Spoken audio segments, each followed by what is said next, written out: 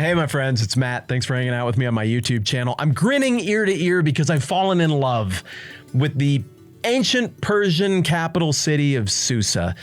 But now I'm frowning ear to ear because it's a forbidden love that can never be. We're just not able to be together, and that breaks my heart, but I'm doing my best to cope, and I suppose that this video is part of the way I'm going to do that. We can't be together because I can't time travel and see her in her full beauty and ancient splendor at her height of grandeur during the Persian Empire from the mid-500s BC to the late 300s BC.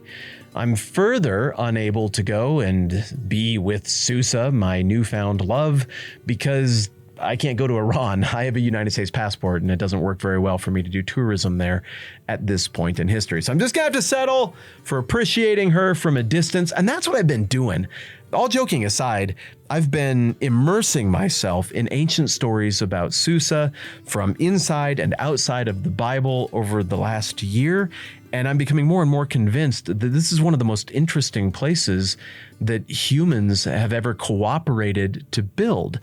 And part of my fascination with that is just with how many layers of history there is in this town. It's not one single thing. If you've been around history at all, understandably, we associate it with Persia. Why is that? Well, because of the rock star kings who came and went through Susa. Ancient kings everybody's heard of. Cyrus, Darius the Great, Xerxes, his son, Artaxerxes, his son. Well, that captures the imaginations of people and playwrights and artists for the last 2,500 years. So naturally, that is going to stoke our curiosity about Susa and cause us to associate it with Persia. I think we also associate it with Persia primarily, though, because when we meet her in the Old Testament of the obviously wildly influential Holy Bible, she is just having come into Persian hands.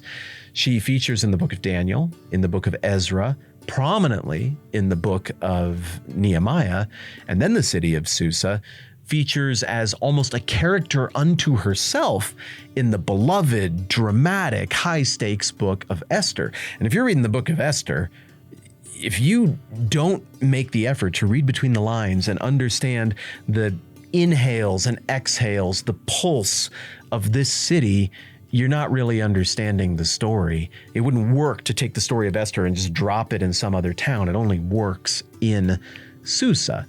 So because of all of that, you think Susa, you think Persia, probably. But here's one of the craziest things that I did not know until recently. When Cyrus the Great, the first king of Persia, the conqueror who established the empire, when he rolled in to Susa, what would that be, 539-ish BC, and he conquered it from the ancient Elamites who had been roughed up by the ancient Babylonians as well. But when he claimed Susa as his own, he was rolling into a city that was probably already thousands upon thousands of years old. Now, some biblical scholars who read the timeline of the Old Testament one way would say, well, it can only be so old because of the age of the earth. Some others who read the timeline of the Old Testament another way and see there as being maybe a little more time there would say that Susa at this point, at the point that is that Cyrus the Great rolled in, may have already been 4,000 years old.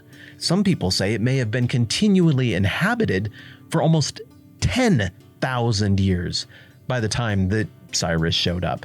You know what? Even if we said only 3,000 years, the evidence doesn't support that. The evidence supports something much older than that.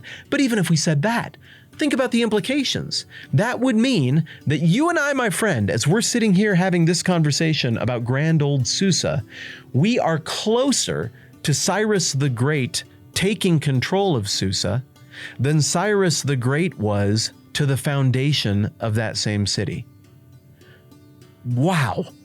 So think about what it must have been like when Cyrus and his officials and his army rolled in there. It must have been enchanting.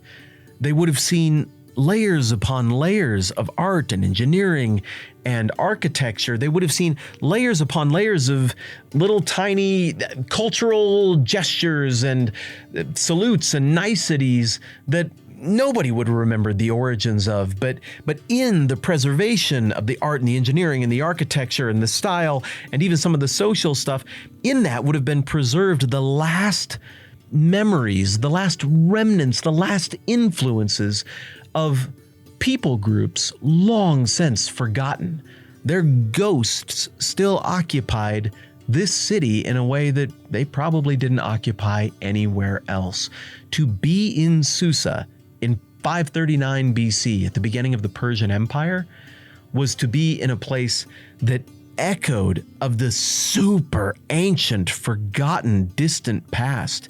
It echoed with the cultural and scientific memory of truths that earlier people groups had figured out that had been forgotten and were only preserved in the tiniest ways, with the hints of machines and mechanisms here or there that nobody knew how to work or repair anymore. I think that caught the eye of those early Persian kings, Cyrus the Great, Darius the Great, Xerxes his son, and again Artaxerxes his son.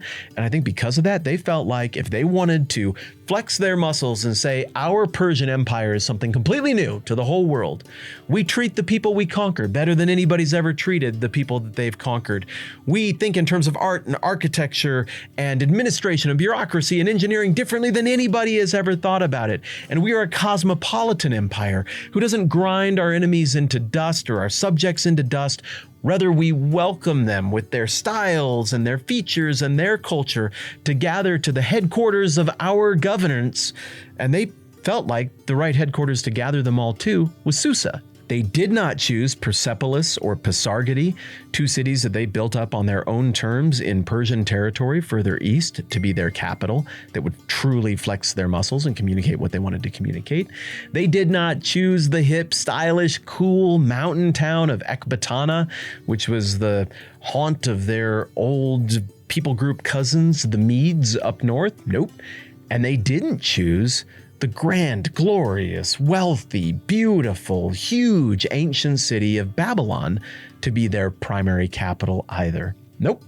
In the early going, these conquerors, these kings of kings who ruled the whole world from as far as you knew about to the very edge of rebel Greek territory, they wanted everybody to come to Susa because they felt like that told the story of their empire. They felt like Susa told the story of how nature and all the gods from the dawn of time had ordained that they would come into this place of prominence and pacify and beautify the entire known world.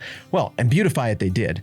Darius the Great, even more so than Cyrus, his predecessor, loved Susa, and he threw money and energy into building up parts of Susa to take on a very distinctive Persian look.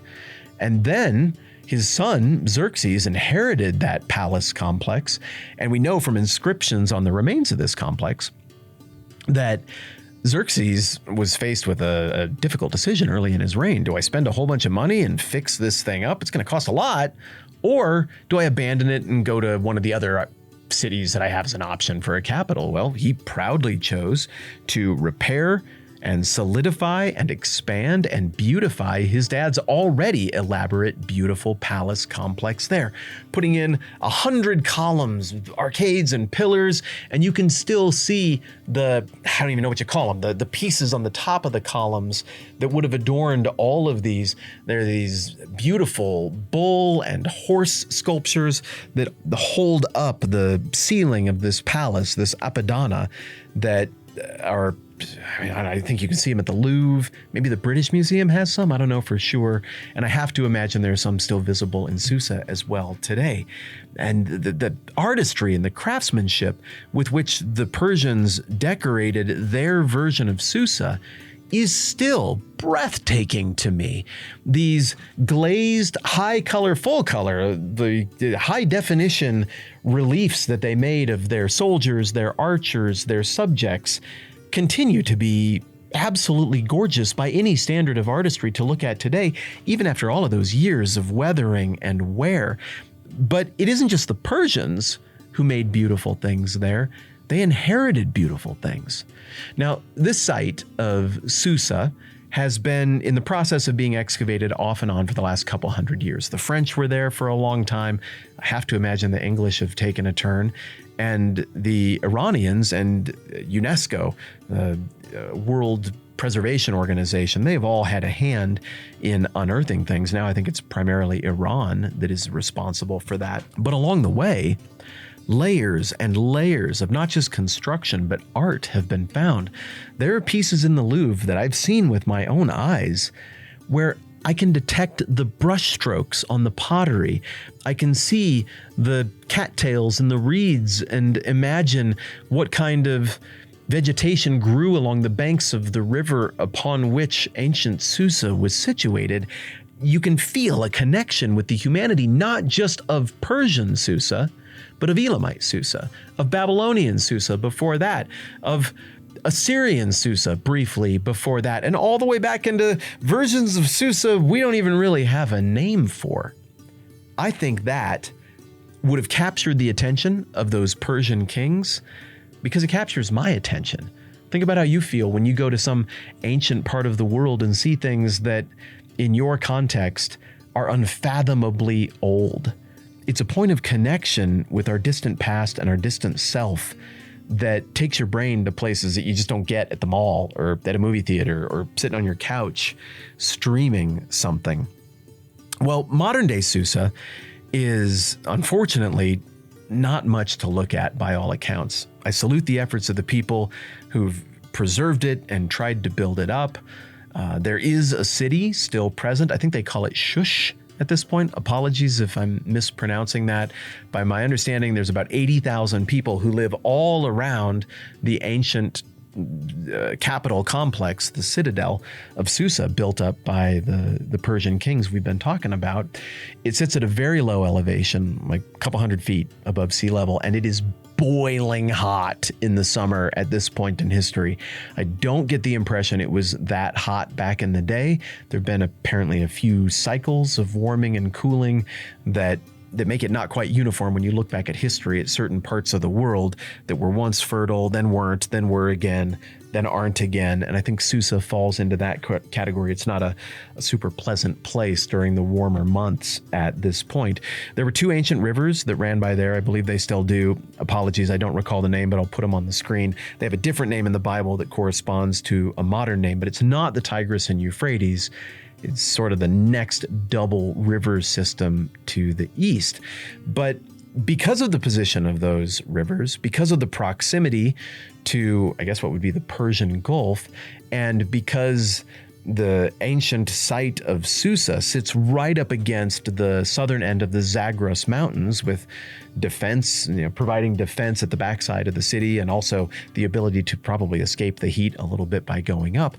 Because of that, I've got to think that if you started the world over 100 times, Susa is going to be a place where layers and layers of civilization happen. Why do I think that? Well, because of all that geographical stuff I just said, but also because that's what happened. And think about how many opportunities there were for people to abandon it and just leave. It's like everything just got smashed by these invaders. Everything's ruined now. We should just call it quits. But they didn't. They kept thinking this is a really great site and we ought to do it. And apparently 80,000 people today, even in a scorching moment in history in that part of the world, still think that is the right place to live, which is fascinating. Well, the Persian era of Susa, in all of its splendor and grandeur, comes to a close with the conquest of Susa at the hands of Alexander the Great. Alexander was a Macedonian who was Greekish in culture. He traveled with Greek mercenaries and Macedonian soldiers, and he wiped out what was left of the Achaemenid dynasty. Those are all of the kings I'm talking about and their descendants from Persia. He defeats Darius III at a couple of key battles and ultimately is able to roll into Babylon and then Susa as the conquering liberator of the Persian Empire. In many ways, Alexander the Great is sort of the last emperor of the Persian Empire in that regard. But an interesting thing happened at Susa at the very back end of the Persian era, and that is that Alexander came in, looked at the beauty of the city, and rather than wanting to just absolutely raze it to the ground, I mean, they looted the city, but rather than wanting to just destroy it and move on, he thought this would be a great site to put a historic blessing on the union of our people. And so he married a couple of Persian princesses at Susa, and then he did a mass wedding at Susa for a whole bunch of his Macedonian and Greek soldiers and travelers to a whole bunch of Persian women. And the idea was, let's just merge these two cultures once and for all. Now, that had been going on for the past couple hundred years. The Greeks and the Persians had a whole bunch of cultural exchange.